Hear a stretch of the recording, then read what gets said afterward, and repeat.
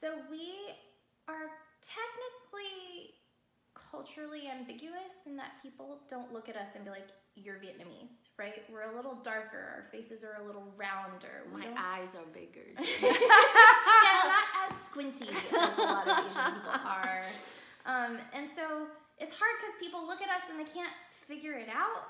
And, you know, sometimes you just blurt things out and you're like, you're just thinking about it and you're looking at someone. And so I don't feel, especially as an adult, I don't feel like morally offended when people are like, where are you from? What are you? I don't play along. I'm usually like, I'm from Michigan, you know, but like,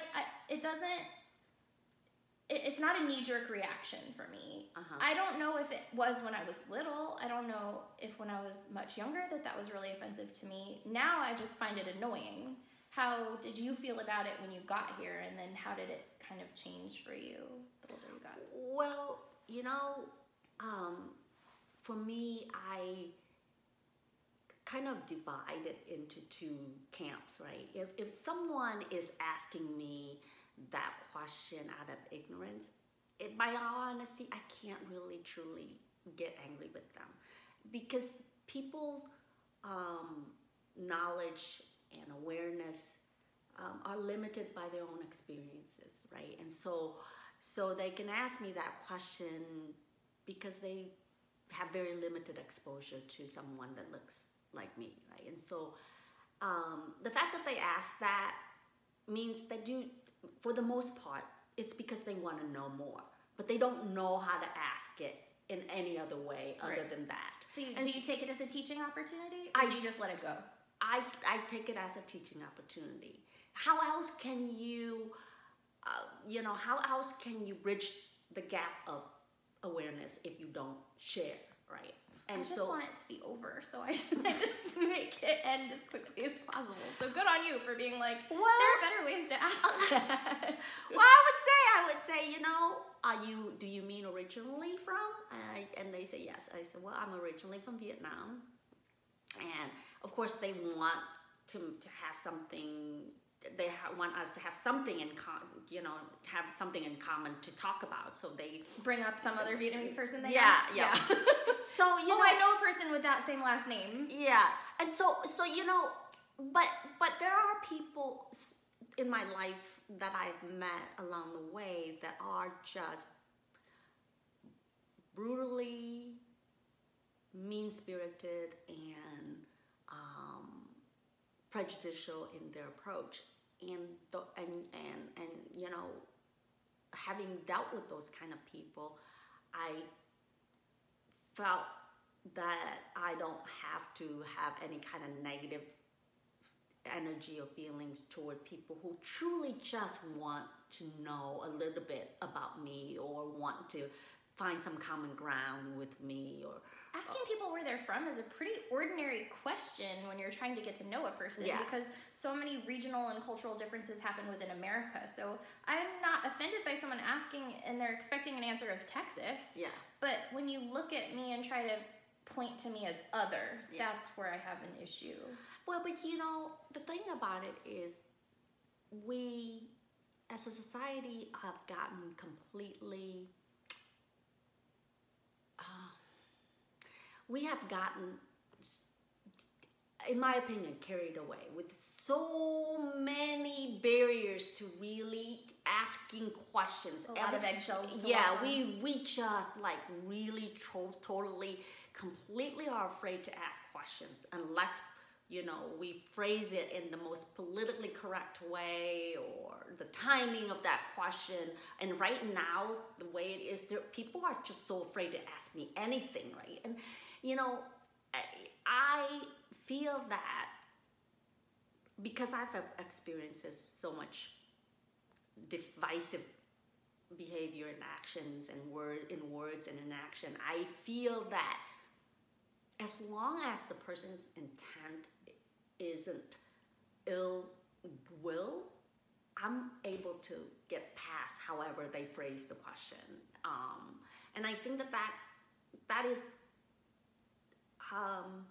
that I think it's necessary for all of us to try to do that, That if we can stop being so sensitive and just have the conversations, Yeah. that we can kind of find some common ground Yeah. and start growing. Yeah.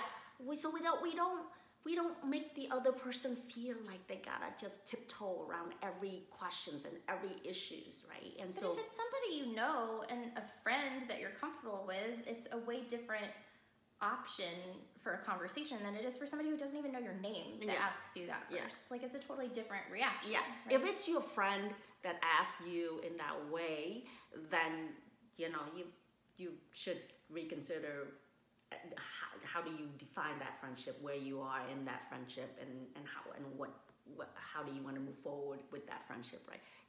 But generally people that I've met in the past would ask that question, where you from,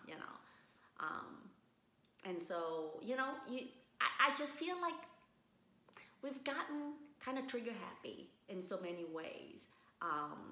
Do you think that's why people get so angry about liberals being sensitive and that you can't say anything around them because they get so upset? And like, do you think that that's a partisan issue, or do you think that just as a society in general, we don't give people space to ask questions and get educated? We just get offended first.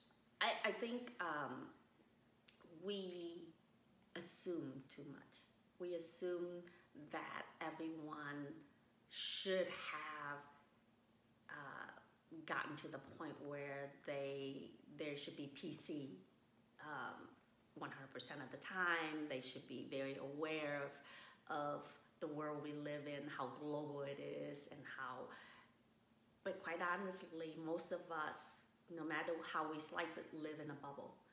It may not be and it's colored by our own experiences. Exactly. And it may not be the bubble of our choosing. If we just happen to live in an environment, that is remote from the city, that, we may have, 30 people we interact with on a weekly basis, and that's it, right?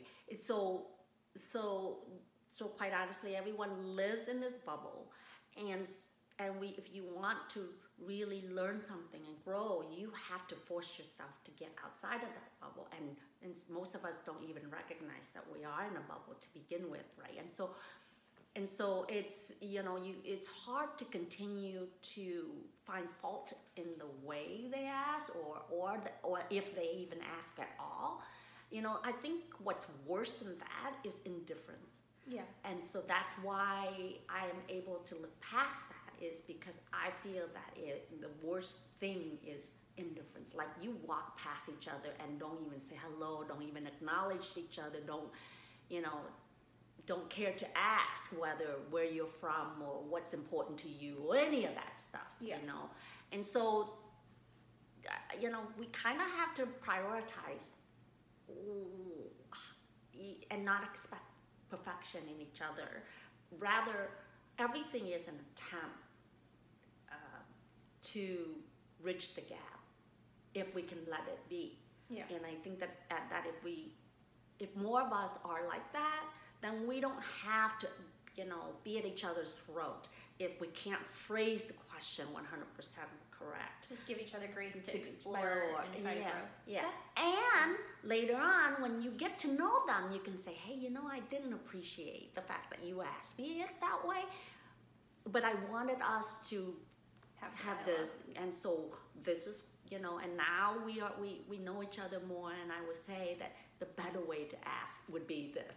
And then, then you just want a friend over for life if you would do that. That's right? true. And that then they can continue growing and have the tools to keep asking people in a way that is conducive to a constructive conversation instead of just oh God, I really didn't like that. Yeah.